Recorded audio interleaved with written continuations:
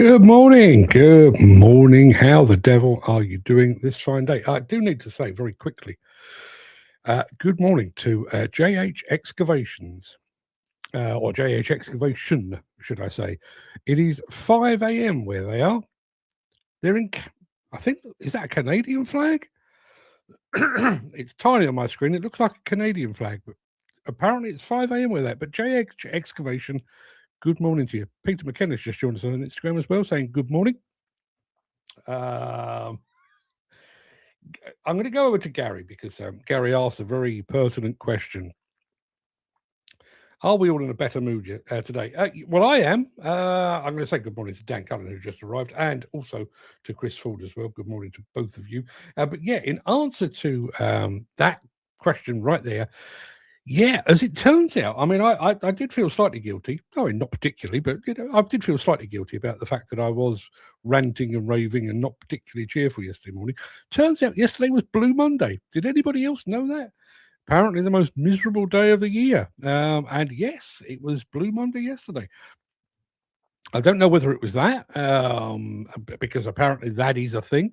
I don't know if it was that or whether I just got out of bed the wrong side, which would be hard, but you get the idea. Yeah, I'm firing on all cylinders today. Do need to quickly. I know a few of you shared it in the WhatsApp group, but there is news coming out of Didcot. Not that news, not the bit that we've been waiting for. But apparently, Amazon have eyed the former power station site for a new data center. Look, I realise the reason, or one of the many reasons, that Didcot was decommissioned, demolished, was to make way for something else. But with the, I'm probably too close to this, but with the investigation still not concluded, the investigation into the death of the four guys at the site still feels too soon. I mean, I felt that very strongly when they brought down the remainder of the power station, with the investigation still going on. And yeah, I just feel today the news that Amazon may be erecting a data center. Could they not wait until somebody says, this is why, this is how? I don't know. Let's have a look. Dan saying, good morning. Chris Ford saying, morning, Bonnie boys. Good morning to you.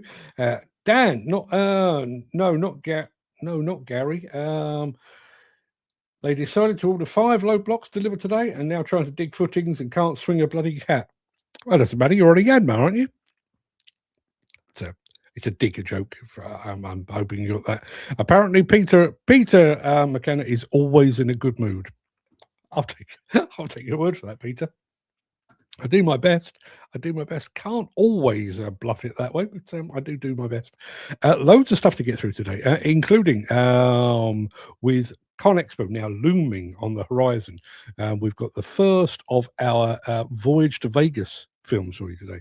Let's have a look. Ken Hatcher has just arrived. He's got all the weathers. Don't worry, Ken. Another, whatever it is, 5 or 6 weeks, and you'll be in the Las Vegas sunshine. Yes, you will. Paul McHale is here as well. Says, I had a great day. Blue Monday didn't reach our friend Paul. I'm glad to hear it. Tell me this, how many bloody data centers do they need? More data centers is all I hear. New one here and there. Well, apparently they have committed something like, and I did have the figure, they've committed something like £8 billion to building data centers, and I think that was here in the UK. Let me just, where is it? Yeah, according to the application, Didcot Development would form part of the Amazon's planned £8 billion UK investment in building, operating and maintaining data centres from 2024 until 2028. They're putting more into the UK economy than maybe the government is, although they're not putting much back, are they? You know, what with their creative approach to tax, let us say. You need lots of data centers for storage and AI. Yeah, absolutely. And bizarrely, water. Apparently, that's another concern that we need to worry about with with the rise and rise of AI, because apparently the servers that generate the AI run very hot. So they need water to cool them, water that is in scant supply in some parts of the world, which is just something else to worry about. I'll get onto all of that some other time. So without further ado, let me roll the intro and get this show on the road, because as I say, we do have a stack to get through. Let's get Ken out of the way and press this.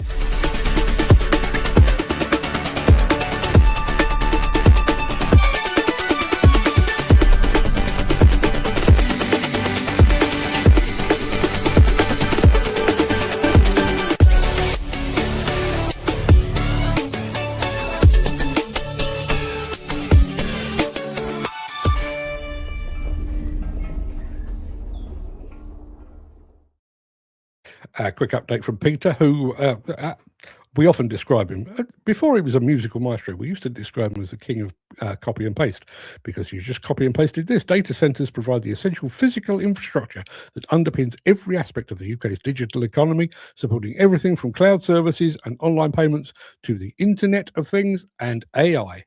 Thank you for that, Peter. Much appreciated. What have we got here? Mick. Oh, no, hang on a minute. Let's do this in the right order. Mark Whiting is here. Morning, Mark. Mick Norton is here. Good morning, Mick. Dan Cullen, our resident conspiracy theorist. Is this so they can control us all by watching what we do on social media? Maybe, but do you not think that's already happening? Do you not? If ever you fancy a laugh,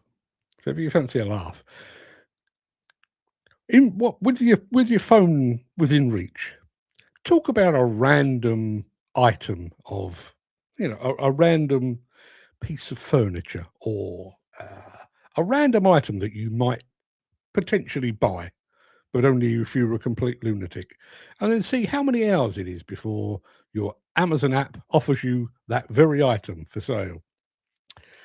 We used to say Big Brother is watching. Big Brother apparently looks just like Jeff Bezos. Who knew? Didn't he see stars? Not sure what that's about. Incidentally, did anybody see the photograph that Gary Muirhead put up on the WhatsApp group yesterday of the Northern Lights up in his part of Scotland? Man alive.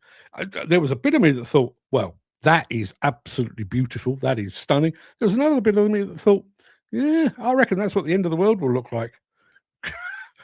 Bright red and green skies. That's what we've got to look forward to. Peter McKenna says, from checking a mobile phone bank balance to NHS records, next day deliveries, and renewing a driving licence online, digital service is now the centre of our daily lives.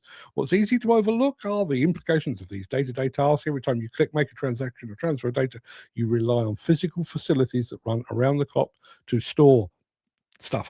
Yeah, I do think we do. There is a tendency to overlook that. I think I'll quite happily press a button on my phone and expect things to happen. It may not require people, but there's a building somewhere and there's a little computer that's ticking away, making all that happen. Let's have a look.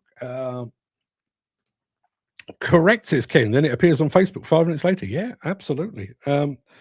What I find bizarre is, obviously, my phone is listening, or our phones are listening generally. So every once in a while, I'll get an offer from Facebook or from Amazon for something that in my wildest cheese-addled nightmare I would never have mentioned. But my wife did. And sure enough, the system has picked it up and said, oh, he might like one of these.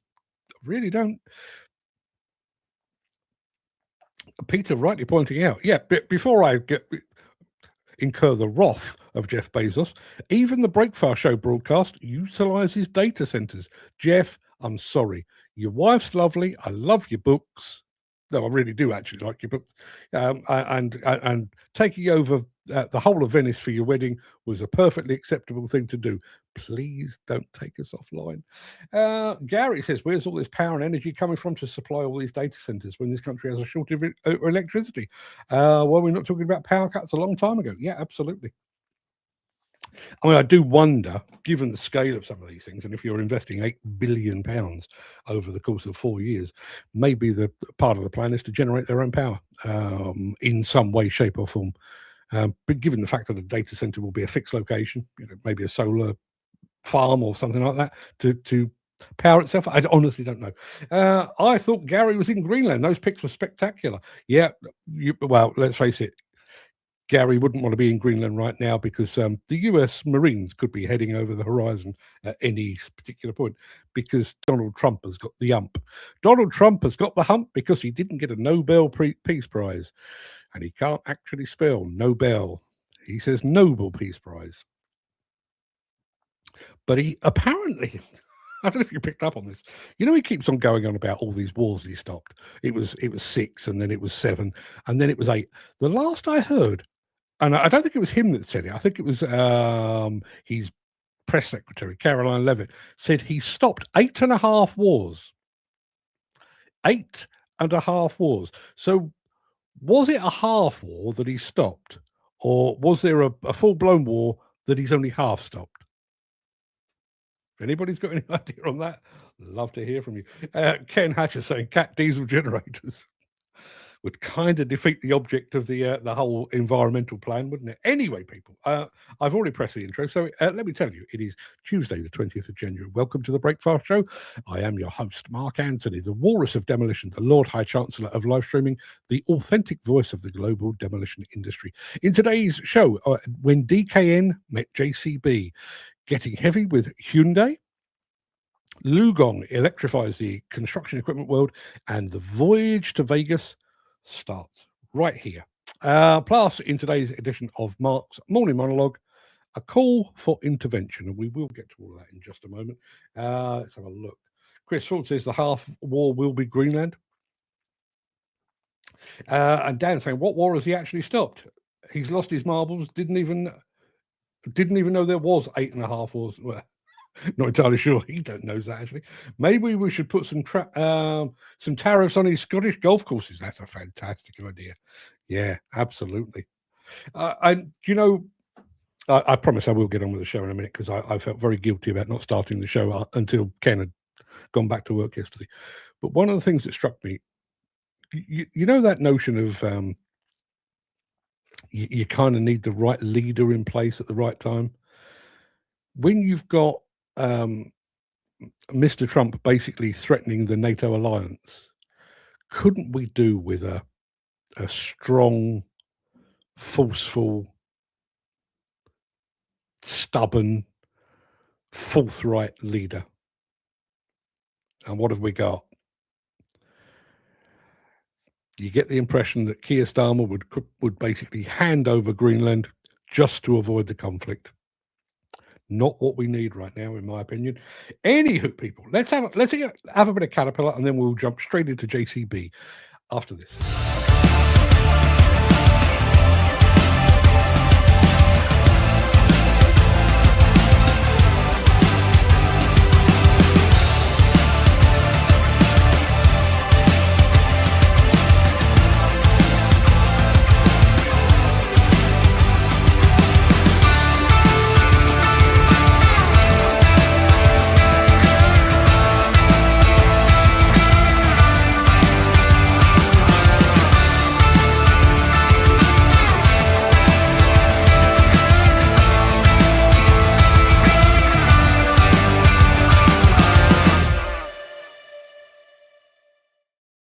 Yeah, JCB time. We're talking all the initials here. We're talking DKN and JCB, if that's kind of A-okay with you. Here we go. Right, I'm Dave Nye. I'm the owner of DKN Loading Bay Installations. Well, for 32 years now, I've been fitting loading bays, predominantly for Assa Abloy. And I started that when I was 20, and I love it. So I've never looked for anything else. And then when I was 26, I started DKN Services. It's now been running for 25 years, predominantly on my own for the first few years, always knowing that I'd had a son and a daughter that one day, whether they liked it or not, they were coming to work for the dad, to be part of the family business. We work all over the country. It has 8 employees, one being my daughter, one being my son. Right, the family involvement, as you know, there's Georgia, who works in our office, who is the boss. Georgia has been with me for 5 years now and brought the business onto another level again because we've got more operatives now. So she manages us and tells us where we're going and what we're doing. Jack's been in the business 12 years. Jack used to race motorbikes. He was a motocross rider from the age of 6 to the age of 20. And it was a natural progression because he used to work on the motorbikes as a child. It was quite obvious he was good with his hands, an engineering brain. And I don't think it was ever in question. He's never worked for anybody else. It was just a natural. And the same natural progression came with the fork trucks, that as soon as he was old enough, he learned to drive, and it was just a natural progression. Jack takes the reins when it comes to driving the truck. So it is a nice place to be, and me and Jack do tend to fight, especially if it's raining, who's getting into the fork truck. But I must say, I'm very proud of him. He can get that JCB into some places that even I would think twice about. 52 weeks of the year, I would suggest we have got a load on site somewhere. With HSS, our hire company, we stipulate it has to be a JCB. Against the competitors, we don't have the confidence in their machines. The versatility and the weight capacities are far better on the JCBs than the competitors. Generally now, 99% of the time, we get what we ask for, and we get a JCB. With the JCB, we really do know, as far as we can push it, we can utilise all of its ability. But I don't think you could ever find a closer family. We talk about the business because we're very proud of what we do. It's the best because we're all pulling in the same direction, and it's a great environment, and we love it. We are just a happy, lucky family.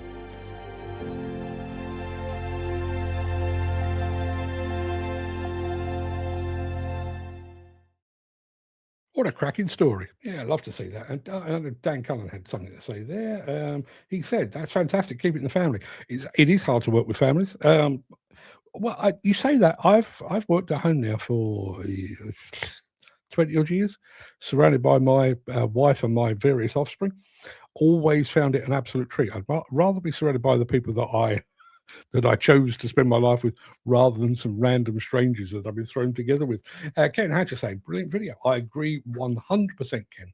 100%. Let's have a bit of this because we're getting heavy with Hyundai in just a moment. If you are enjoying this episode, please consider supporting the show. You can leave us a tip at buymeacoffee.com/demolition news. Yeah, no messing about. Let's go straight over to Hyundai land.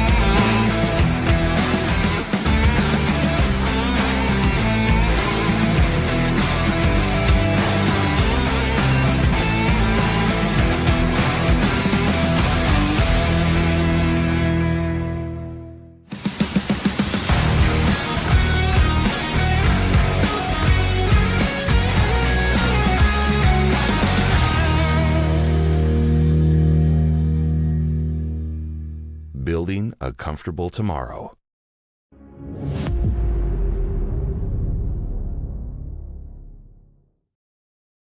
I just want to say good morning to Scott Homrich, who, if it's the same Scott Homrich, and I can only believe there's one, a major demolition player over in the US. Morning, Scott. Good of you to join us. Thank you very much indeed for being here. You are very welcome, sir. Very welcome indeed.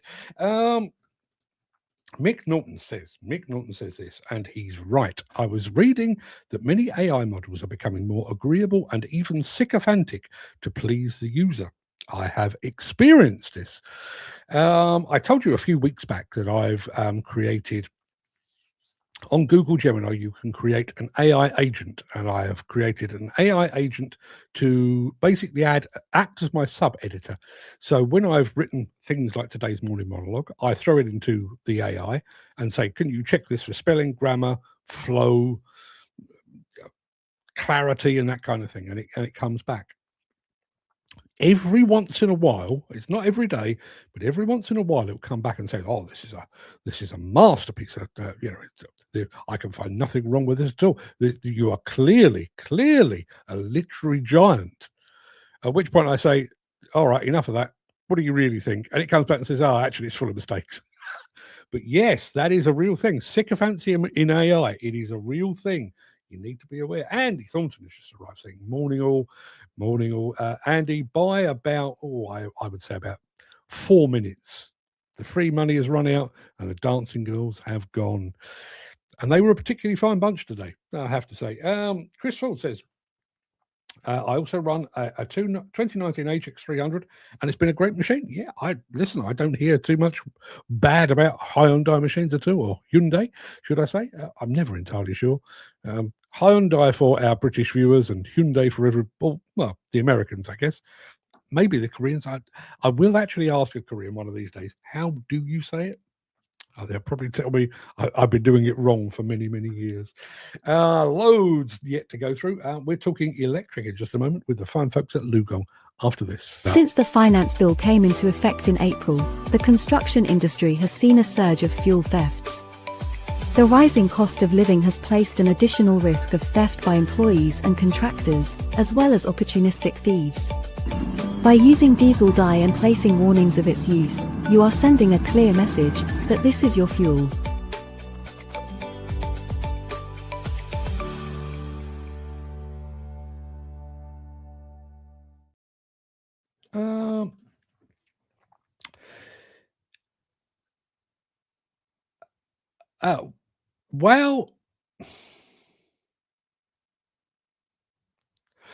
Okay. Well, Mick, I called one. I used the C word because it wouldn't lessen. It mustered up, so I lost it. Yeah. Funnily enough,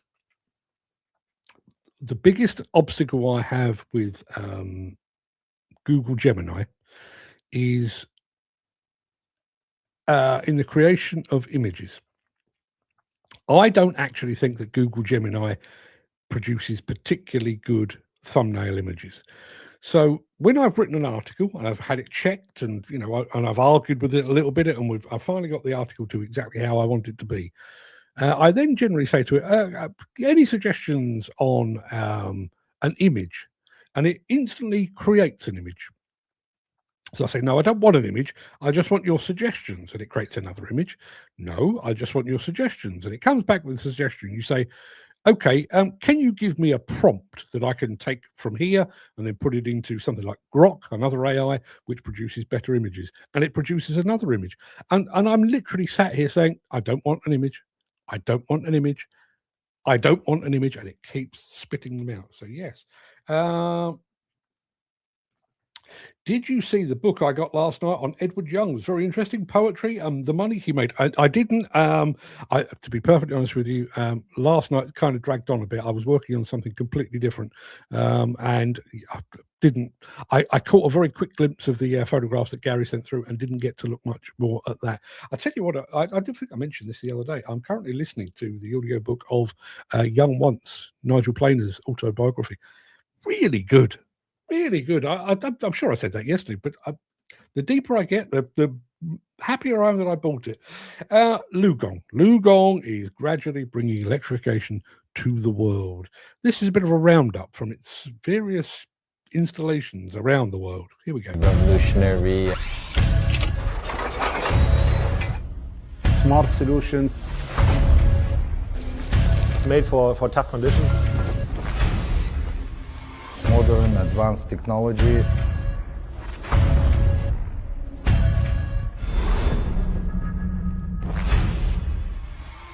I think the electrical equipment so far has not been fully introduced in Saudi Arabia. I think we can do more. So far, Saudi market is very cautious when it comes to the eco and the environment. And I think Liugong has a lot of smart solutions to offer for the CO2 emissions and environmental reasons. And I think this is, to me, is an interest to offer a new experience to the consumer. Also recently, the electric equipment has been quite a big focus for us. Now, the machine that I've seen operating is the 856HE. We've actually watched that machine perform well in a coal mine in South Africa. Yes, I think there are certain limitations. It's not something the full market will adopt straight away, especially in South Africa. But we do believe that there's a good potential for it. A lot of Liugong's electricity product, which is really huge impressed for me. And they have different technology routes, which means Liugong has already played a leading role in this field, which is very impressed. I think changing the world is hard. Changing the customer's habit is hard. Going from oil to electric is hard. So I wish Liugong continue to produce revolutionary product to better this world, because there's only one direction, and that direction is a green world.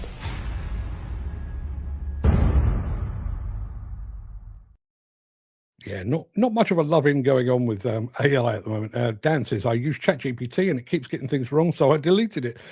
Andy Thornton says, I asked GPT if it takes 1 hour to dry 3 towels on a line, how long would it take to dry 9? Apparently it's 3 hours. Who knew? Yeah, who knew indeed. Gary says, Nigel played, I loved him in The Young Ones. Yes, Neil. Oh no, techno fear. That's what I suffer from every single day. And the comic strip as well. Incidentally, those of a certain age, like me, will remember mid-80s, Frankie Goes to Hollywood. You remember Frankie Goes to Hollywood, Two Tribes and Relax and all of that good stuff.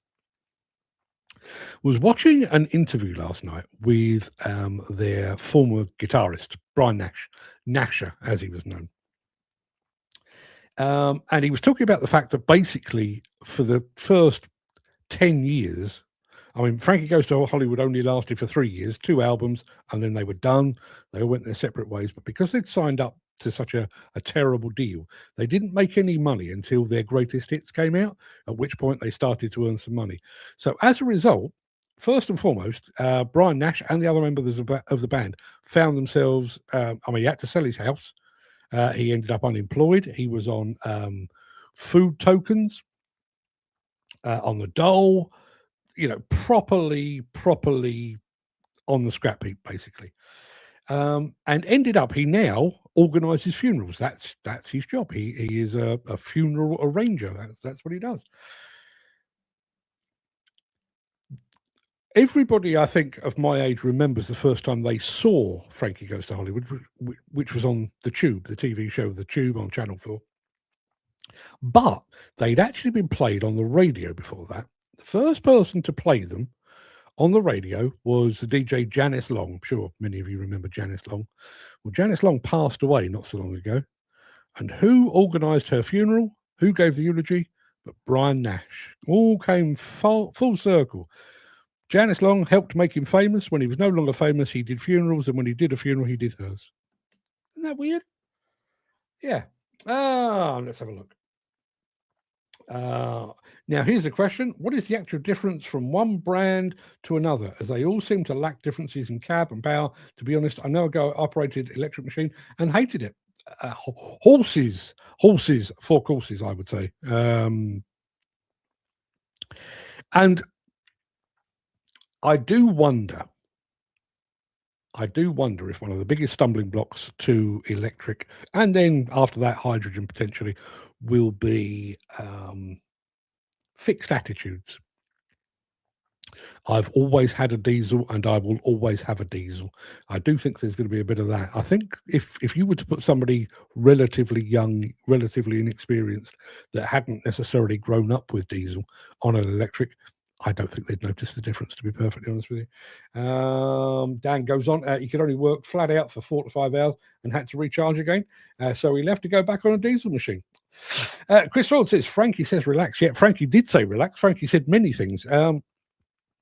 I had the Frankie says relax t-shirt, which I lost in a bar in Spain. And when I came back, I decided I'd go different. And the next one I bought a Frankie says I'm the unemployed. With hindsight, not a great idea, but that was very much the Frankie. I say it was the Frankie way. It was Paul Morley at the record company, ZTT. I was bathed in all this stuff. Anyway, we're fast approaching. My trip to Las Vegas, the return to ConExpo. So we're going to start to do a regular slot. That was either a spot or a slot, because a splot is a different thing entirely. And we're going to do a regular slot on our voyage to Vegas. We've created a new intro for it, and we're starting right now.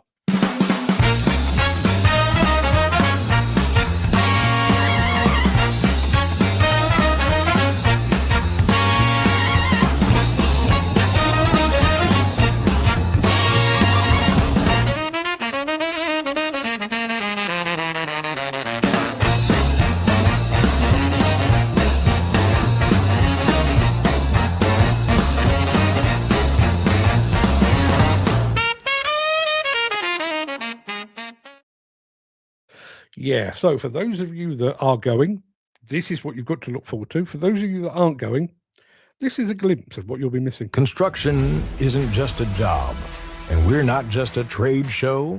We're North America's largest construction trade show, and we're taking it to the next level. Welcome to ConExpo ConAg. 2.9 million square feet filled with heavy equipment and business solutions, and the only event that connects experts from every major construction sector. Be the first to meet the people who make the machines, discover new technologies, build relationships within your community, and move ahead of your competitors. A show this big can only happen every 3 years. Don't wait to learn from the best. Improve your business, become more efficient, and grow your place within the industry. Take construction to the next level. The best in the business come here.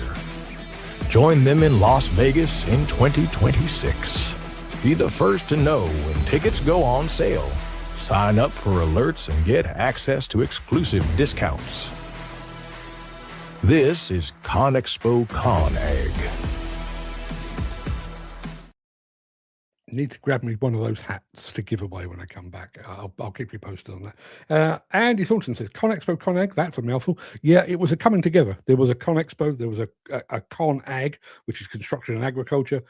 The two came together and yeah, ConExpo ConAg. I think most people would just refer to it as ConExpo these days.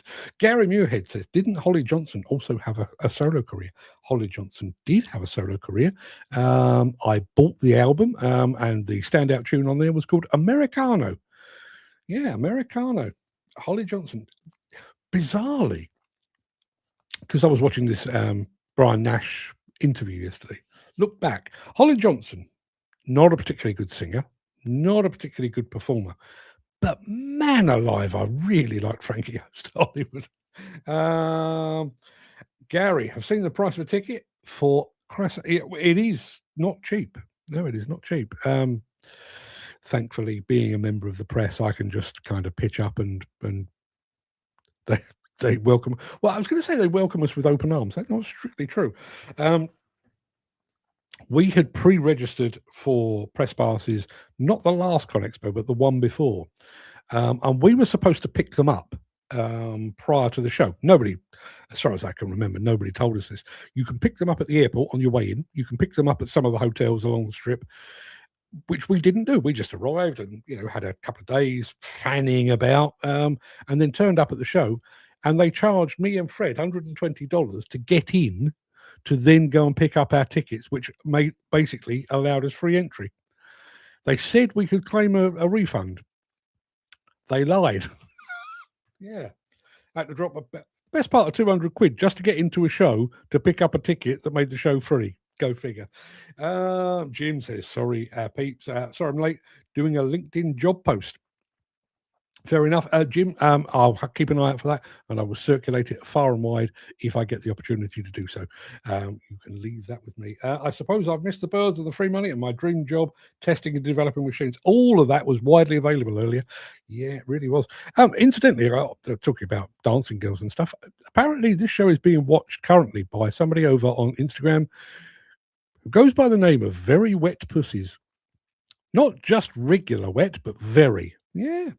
Hey, listen, it's a broad church. We attract people from far and wide. Not entirely sure what somebody called Very Wet Pussies is doing watching a digger show, but hey, if that's what floats your boat, fair enough. That pretty much wraps up the main part of this morning's show. I'm going to roll the outro in just a second before leaping gazelle-like over into my morning monologue. If you can't stick around for that, please, please, please stay safe. Look after yourself, your family, your friends, your colleagues, and everybody else that you know. Hope to see you again very, very soon. But if you do have the time and the inclination, I will be back immediately after this.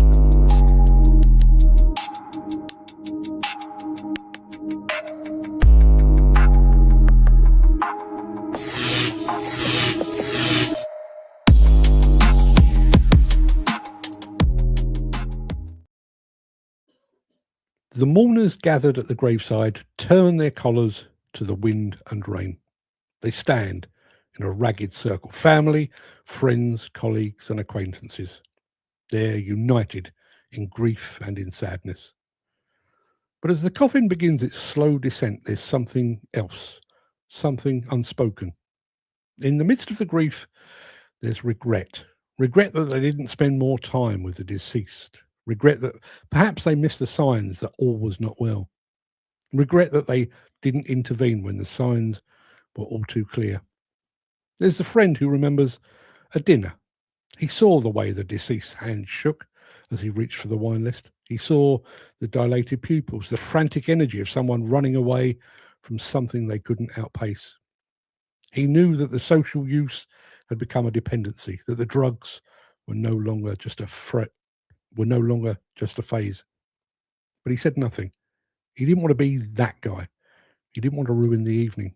So he ordered another bottle of wine and laughed at a joke that wasn't particularly funny. And today he has to live with the weight of that silence. Next to him stands a sibling haunted by the memory of a phone call ignored. They'd seen the signs of the mental erosion, the withdrawal, the sudden bursts of temper, the quiet emptying out of a once vibrant personality. They could have reached out. They could have had the conversation when it might have made a difference. Instead, they looked at their diary, cited a busy schedule, and told themselves it was probably just a rough patch. And this is where the rough patch ended. A family member committed to the earth. Those mourners chose the comfort of looking the other way over the friction of saving a life.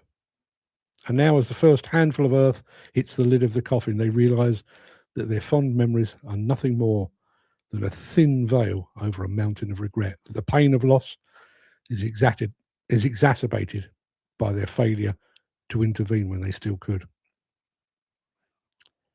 It's a peculiar irony that an industry built on the science of structural integrity and controlled demolition should be so entirely blind to its own fragility and potential collapse. During construction, we work tirelessly to eradicate weakness.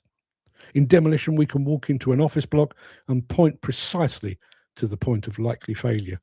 We know where the rot starts. We know how a lack of maintenance leads to subsidence and how subsidence leads to catastrophe. Yet as we stand at the bedside of an ailing demolition and construction industry, we seem genuinely baffled as to how we got here. For decades, we've watched this industry develop a terminal dependency on the drug of wafer-thin margins. It started as a survival tactic during the lean years, a way to keep the plant moving and the men on site.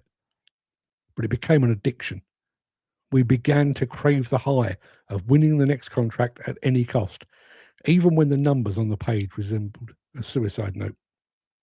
We told ourselves we'd get well on the next job, or that we could nourish ourselves by biting down a little harder on the supply chain. We grew gaunt, even as we got drunk on quick wins and short-term success. We stripped away the fat of training and development. We burned through the muscle of health and safety culture. Finally, we began to gnaw on the bone of the industry's soul. We saw the jaundice setting in across the sector, the bankruptcies, the mental health crisis on site, the desperate, frantic shuffling of debt. But we didn't intervene. We just adjusted our bids slightly lower and hoped the collapse wouldn't happen on our watch. We meet at industry dinners, the glossy awards ceremonies where we hand out trophies for innovation and excellence, while the foundations are rotting beneath our feet. We sit in sleek city restaurants, clinking glasses with competitors we know are 1 month or one bad job away from liquidation. We talk about growth and sustainability with the same false bravado the deceased used at the pub to hide the fact that their life was slowly falling apart. We put on our black ties and our evening gowns and we pretend that everything is fine because the alternative is too uncomfortable to face. We've watched the industry's mental health decline in the form of a crippling skill shortage. It wasn't a sudden hemorrhage, it was a slow, quiet bleeding out. We saw the veterans leaving, taking decades of unwritten knowledge with them.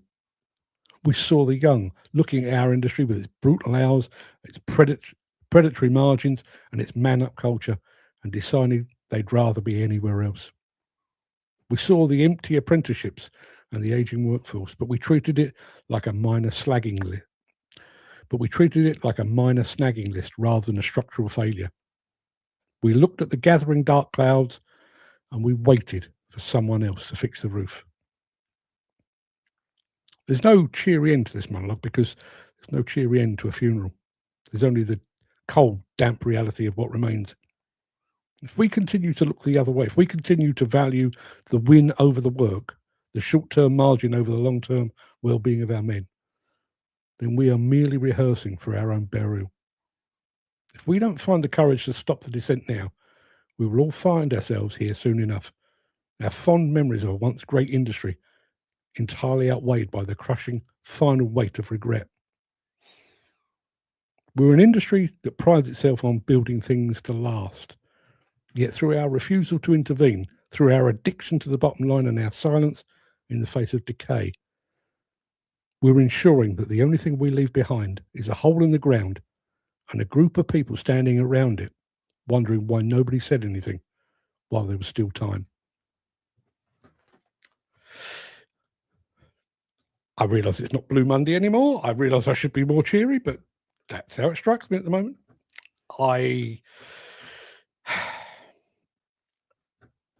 Apparently it's raining cats, just so you know. The dogs will be along later, no doubt, Andy. Yeah. We are, as an industry, I think we are standing by and watching our own industry rot from within.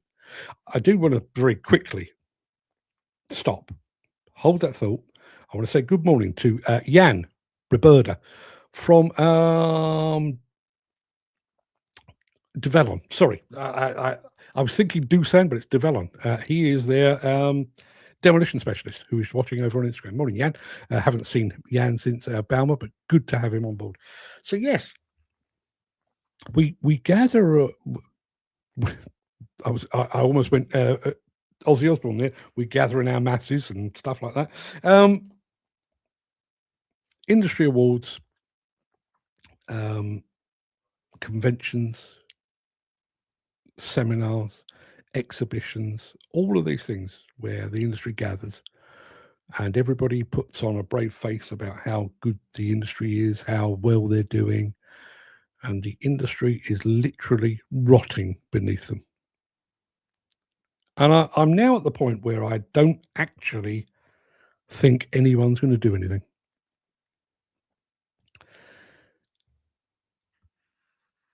I think part of the problem we have with that is the fact that we don't actually confess the true nature. You know, if you're speaking to a competitor, well, you know, oh, we're absolutely flat out, couldn't handle another hour's work. We've so much on, when in actual fact you're scratching around for work.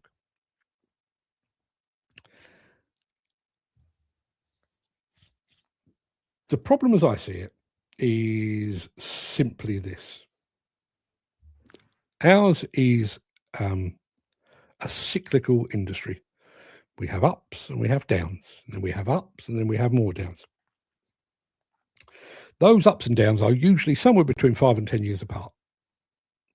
So you can make hay while the sun's shining, rather, and then when things get bad, hopefully you've stored up enough fat to withstand the famine.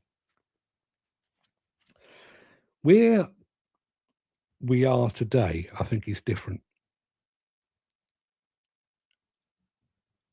In that we have been through Brexit, COVID, austerity measures, huge economic caution over, you know, the current state of the world, the global economy, global peace. So rather than doing that, I feel it's done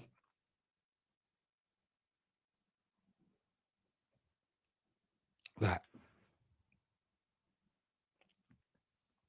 I wonder if anybody in the industry is looking at that with the depth that they should. I wonder if anybody is brave enough to actually put their head above the parapet and say, Houston, we have a problem here. Signs are all around us. We've had a mass exodus of veteran workers. We're not getting enough new workers through the door. We've got lots and lots of workers out there who can't find a job, even though there are people that need workers. We've had more than 8,000 companies go to the wall over the past 24 months. And we still pat ourselves on the back and start to and tell ourselves that everything in the garden is rosy.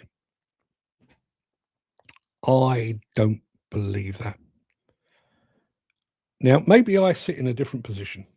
You know, maybe if you're running a demolition company or running a construction company or running a plant hire company, maybe even if this shouldn't be the case, but even if you're running a trade association, maybe your focus is here, when maybe your focus should be there, taking a broader look.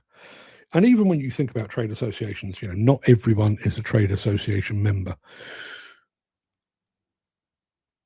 So you're not really getting a whole answer. You're getting a partial answer. You know, let's take demolition as an example. If there are 600 demolition companies in the country and the trade association only counts 130 of those as a member, there's 3/4 of the industry out there, and their feelings, their hopes, fears, and aspirations that you are completely blind to.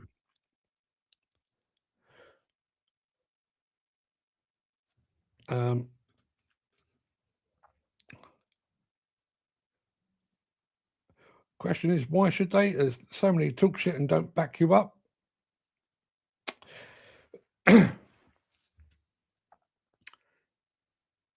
I wonder if there's room for something else. The problem that we have, and I'm sure this isn't unique to just demolition and construction, I'm sure this is the same across all industries, is that we tend to meet and gather around a specific event or a specific topic. So, you know, we'll attend an awards evening. Well, only those that think they're in with a chance of actually winning an award will be there. Everybody's upbeat. They're all in their best bib and tucker, and they're all hoping to win an award. And, you know, they're all talking each other up. And that is not the time to discuss the true nature of the industry. We then have industry seminars and conferences where we have a presentation on this thing and then a presentation on that thing. There's a bit of a chinwag over coffee mid-morning, but by and large, you meet in a room, you sit down, and you are spoken at, and then you take away what you've learned. But there's no real opportunity for anybody to stand up and say, is anybody else really worried about the industry? Is anybody else really concerned that it's taking 6 months to find a decent worker? Is anybody else concerned that some of their best workers have all quit over the last 2 years? That opportunity doesn't present itself. And when you're not sharing that kind of information, and I realize it's very uncomfortable to share that kind of information, but when you're not sharing that, I think there's a tendency to just kind of believe that it's just you. Oh, I've lost, three guys in their late 50s, early 60s. They've all quit at the same time. They've all taken early retirement. I can't find anybody else to replace them. We've got nobody young and up and coming that's likely to take their place. But that's probably just me. When in actual fact, that's probably a common problem pretty much across the entire industry. But there is no forum through which to express that. And I also wonder, as you can probably tell, I'm kind of making this up as I go along. One of the things that we always say when we're talking about mental health issues in this industry is that men aren't particularly good at talking. They're not likely to go and say to one of their mates, I'm struggling mentally, I'm struggling financially, I've got problems at home with wife or spouse or girlfriend, whatever it might be. We're not likely to do that. I think I think that same thing, that same challenge, that same reluctance exists at company level. I cannot imagine a demolition company or a plant hire company or a construction company calling up one of their competitors and saying, any chance of a natter? Because I'm really struggling here. I'm struggling financially. I can't find enough workers. Now, I think when you look at that sort of thing from a mental health perspective, there is a concern that you will be seen as weak if you admit that you're struggling as a private individual. I think if you're struggling and you admit that as a company, I think that same weakness could be perceived. But I also think there's a concern that it will be used against you. I go back to demolition a lot because it's the bit I work closest to. You get 100, 200 people in a demolition event, all talking to each other. They're all pally-pally. They're all competitors, but they're all pally-pally. But at no point are they going to say, are you struggling? Because I really am. Not enough work, not being paid, workers leaving, not enough workers coming in. I can't get apprentices to stay for more than 6 weeks because they know full well that information that they've just shared could be used as a stick with which to beat them. So where do you go with that? If you're a managing director of a company that's currently struggling for work, struggling for money, struggling for workers, just struggling generally, where do you go? Who do you speak to that will truly understand? You might share it with your wife or your girlfriend or your spouse, your partner, but do they really know the inner machinations of running a demolition company? So who do you share that with? Or do you just bottle it up and hope that the roof doesn't cave in? I called that article, when you see it published, I called that a call for intervention. If the demolition and construction industry were a person right now, you would call for an intervention. You'd see how gaunt they'd become, how withdrawn they'd become, how they were struggling, and you would call for an intervention. You'd put an arm around their shoulder and say, let's have a chat. But as an industry, instead, we just, oh no, everything's fine, nothing to worry about here. There is clear, repeated, industry-wide misconduct. The same firms implicated in wrongdoing continue to dominate the sector. Accountability mechanisms appear weak or performative. Yep. Yep, absolutely right. It's companies, it's individuals within companies. Fold a company, back next week under a different name, rinse and repeat. So many times. Dan says, it's funny how they can all sit down at a award ceremony together, but they can't turn up and help their brother in arms in times of need. No, there are exceptions. I've heard tale of direct competitors, bailing out a local rival in one way or another. Helping them with work, passing on some work or whatever it might be, which is good. I can't argue with that. But I think the reason I hear about it is because it's so rare. And I do know, industry, regardless of what industry it is survival of the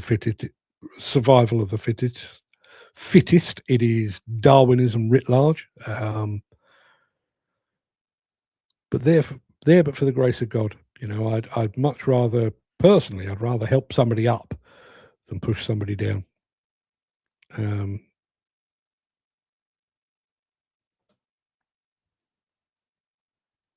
Because every time we lose a company, every time we lose workers, it impacts everyone.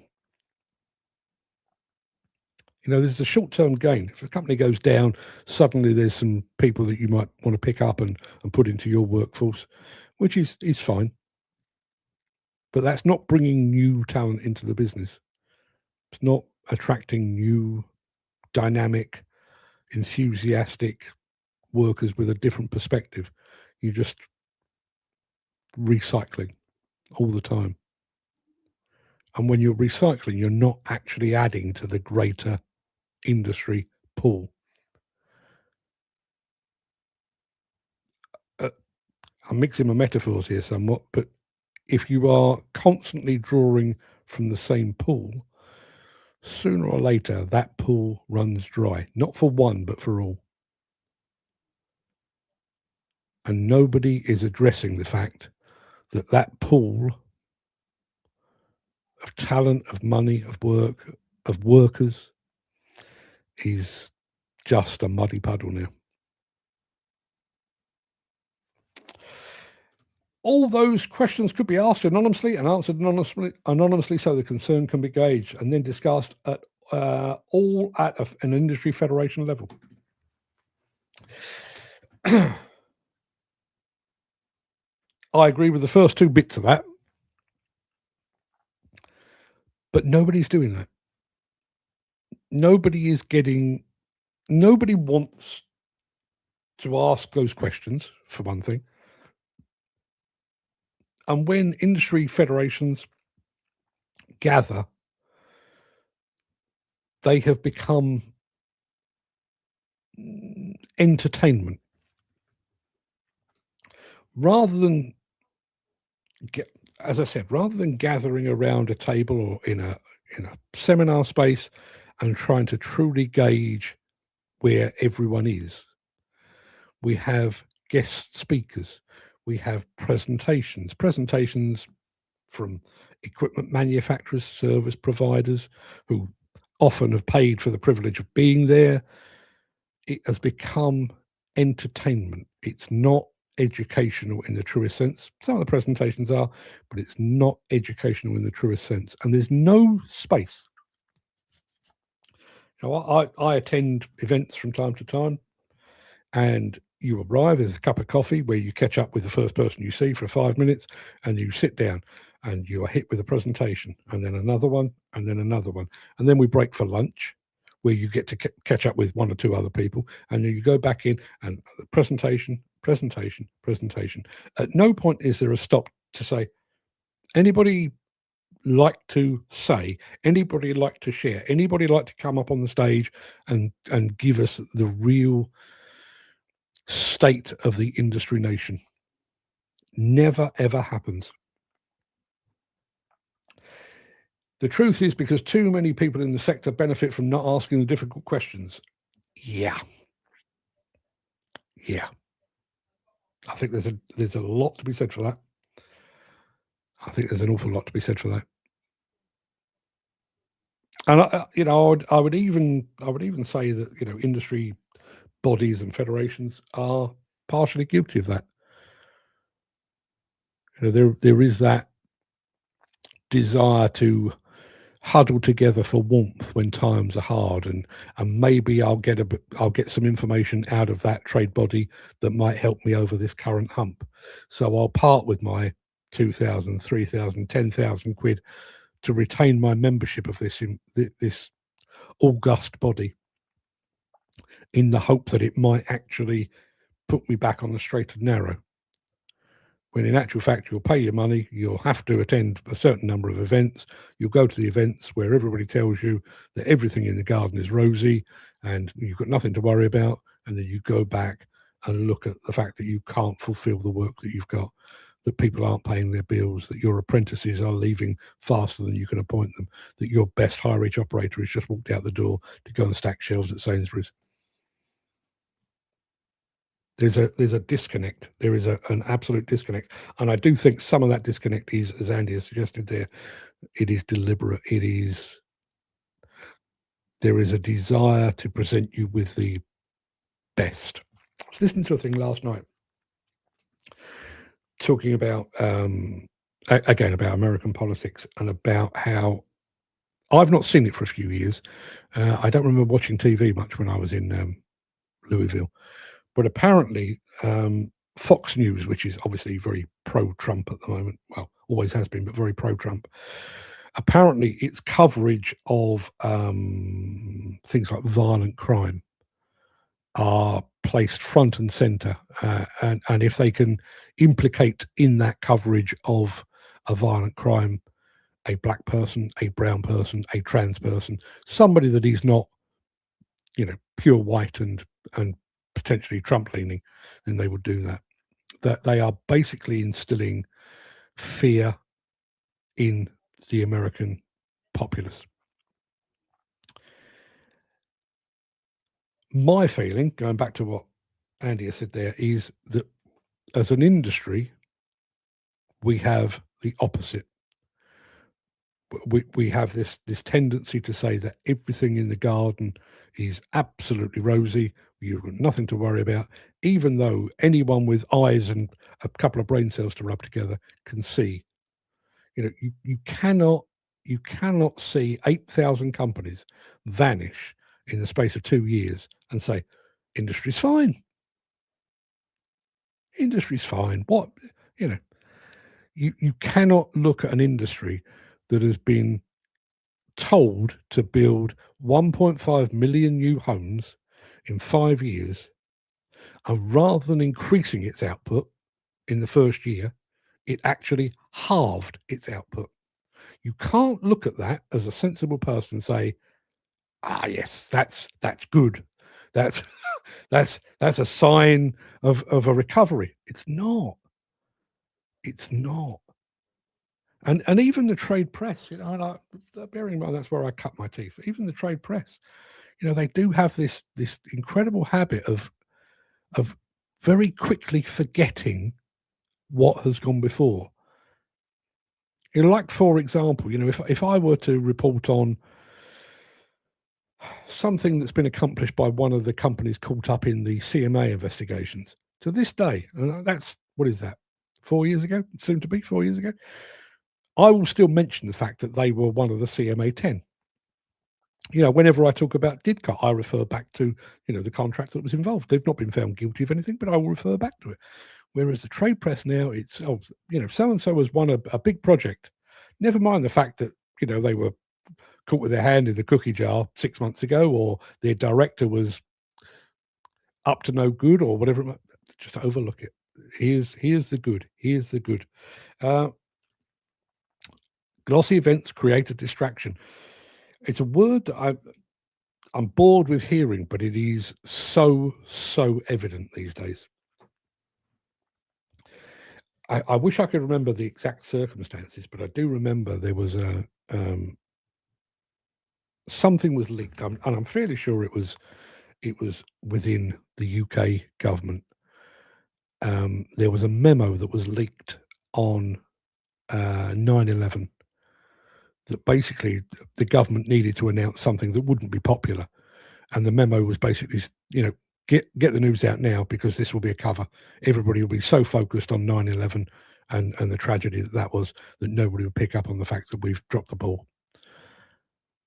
Which at the time kind of stood out as a Jesus, they think like that. It's, is it a coincidence that Donald Trump has vowed to assimilate Canada as the 51st state, that he's abducted the Venezuelan president, that he's set his sights on taking over by force, if necessary, Greenland, all while in the background his name is in the Epstein files? Is that a coincidence, do you think? Distraction is precisely what it is. And, looking at my part of the industry,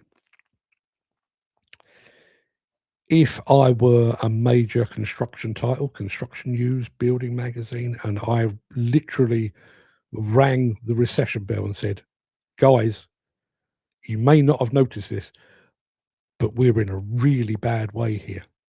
What is the first reaction to that? Or one of the first reactions to that is companies phoning up and saying, cancel all advertising, shit's about to get real. And the last thing that those trade magazines can afford is for somebody to pull the plug on their advertising. So they will keep distracting you with the upbeat and the good news, when in actual fact, there is something rotten at the core of the industry. Apart from commercial self-interest, there's industry bodies prefer celebration over confrontation. Whistleblowing is risky. Mainstream media rarely understands demolition. Don't rock the boat. Yeah, absolutely. Absolutely.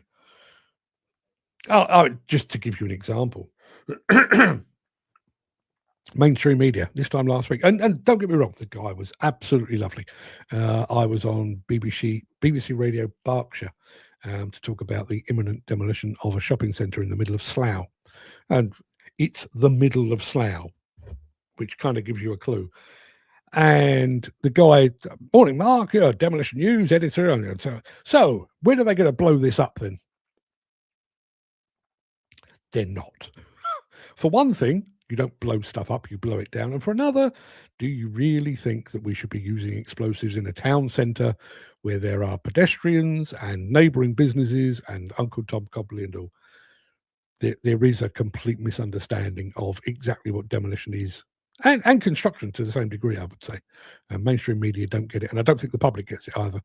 I think most of the public think that demolition is either Fred Dibner or a bloke with some Acme TNT. As we said the other day, says Jim, we can trust any paid media. They have to learn a certain way to financial backing.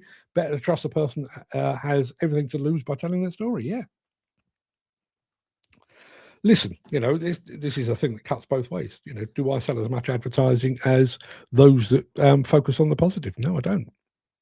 And, I have in the past been told that advertisers won't associate with me because sometimes I do get a bit brutal with the truth. I could I could earn more money if I were to sit here and tell you everything is hunky-dory. What does that say for my credibility?